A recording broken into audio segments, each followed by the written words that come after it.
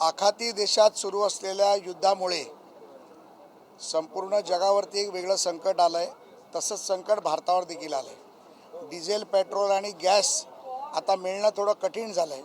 त्याचा परिणाम सर्व रेस्टॉरंट्सवर, रेल्वेच्या भोजन व्यवस्थेवरती, सर्वच ठिकाणी जाणवलेला लोकांना पाहायला मिळतो आहे. आणि त्या बाबतीत मीडियाच्या माध्यमातून देखील अवेअरनेस केलं जातं आहे. परंतु आज सभागृहामध्ये पॉईंट ऑफ इन्फॉर्मेशनमध्ये माननीय सभापतींना विनंती करून मी एक मागणी केली. परीक्षेचा काळ आहे.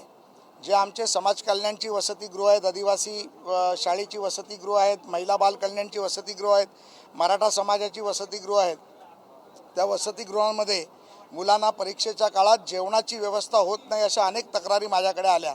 त्यामुळे मी माननीय सभापतींना विनंती केली की सरकारने डिस्ट्रिक्ट कलेक्टर्सला निर्देश द्यावेत आणि ज्या ज्या ठिकाणी अशा प्रकारची वसतिगृह आहेत त्या वसतिगृहांना गॅसचा पुरवठा करून मुलांचे हाल होणार नाहीत, परीक्षेच्या काळात त्यांना भुकं राहावं लागणार नाही, त्यांची मानसिक संतुलन बिघडणार नाही याची काळजी घ्यायला लागेल. म्हणून मी निवेदन केलं आणि सरकारच्या वतीने माननीय सभापतींनी सर्व जिल्ह्यातील कलेक्टरना तशा प्रकारचे निर्देश दिले.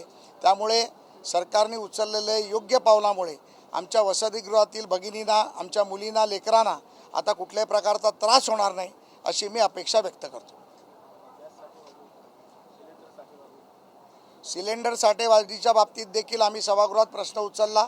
त्यामध्ये स्पेशल टास्क फोर्स तयार केला गेलेला आहे. अशा प्रकारचे साठेगिरी करणाऱ्यांवरती कडक कारवाई केली जाईल आणि व्यावसायिक सिलेंडरपेक्षा जास्तीत जास्त घरातल्या लोकांना सिलेंडर मिळेल.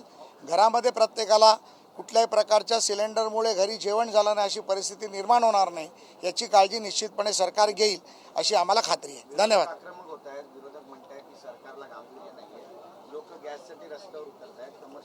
नाही, मला वाटतं जर सरकारला गांभीर्य नसतं तर सरकारी आमदारांनी आणि सरकारने अशा प्रकारचं निवेदन केलं नसतं. ही खरी तर बाजू विरोधकांनी मांडायला पाहिजे होती. पण विरोधकांकडे फक्त टीका करण्यापुरतंच टीका आहेत.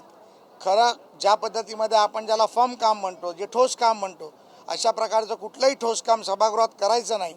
टीकेला म्हणून टीका करायची आणि सरकारवरती टीका करण्यापलीकडे काही करायचं नाही, एवढंच काम विरोधकांचं राहील.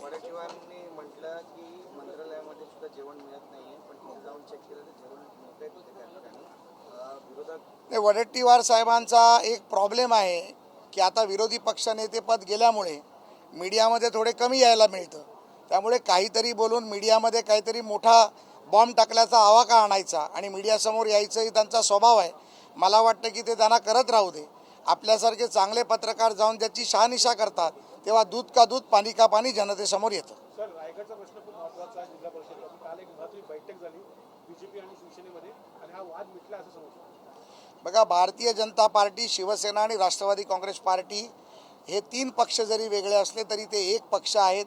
एक महायुतीचा समन्वयक म्हणून मी तुम्हाला सांगतो की राज्यामध्ये कुठल्याही परिस्थिती माननीय देवेंद्रजी फडणवीस असतील, एकनाथ शिंदे असतील, आमच्या भगिनी वहिनी सुनित्राताई पवार असतील, यांच्या नेतृत्वात महायुतीचं सरकार फार खंबीरपणे चालू आहे.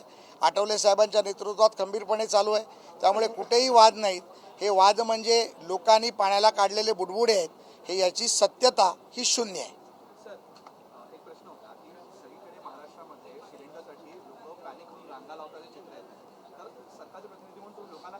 नाही, मी सरकारी प्रतिनिधी म्हणून निश्चितपणे सांगेन की जोपर्यंत केंद्रामध्ये माननीय नरेंद्र मोदीजींचं सरकार आहे, पंतप्रधान मोदी आहेत, तोपर्यंत या राज्यावरती तेलाचं, डिझेलचं, गॅसचं कधीही संकट येणार नाही. जनतेने त्याच्यामध्ये पॅनिक होऊ नये. आणि माझी मीडिया हाऊसेसला देखील विनंती आहे की मीडिया हाऊसेसने देखील अशा बातम्या चालवत असताना त्याचं गांभीर्य पाहायला पाहिजे. सर्वसामान्य नागरिक, सर्वसामान्य गोरगरीब जनता यामध्ये थोडीशी भरकटली जाते, थोडं त्यांची मिसगाईड केलं जातं.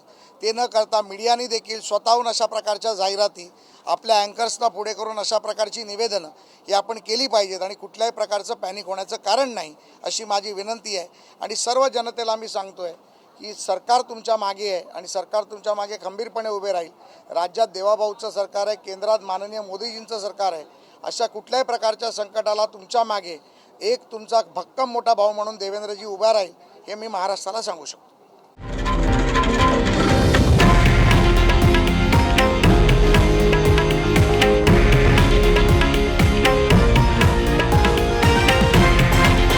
हे आहे देशातील नंबर 1 न्यूज नेटवर्क आणि आपण पाहत आहात TV9 मराठी, एकमेव.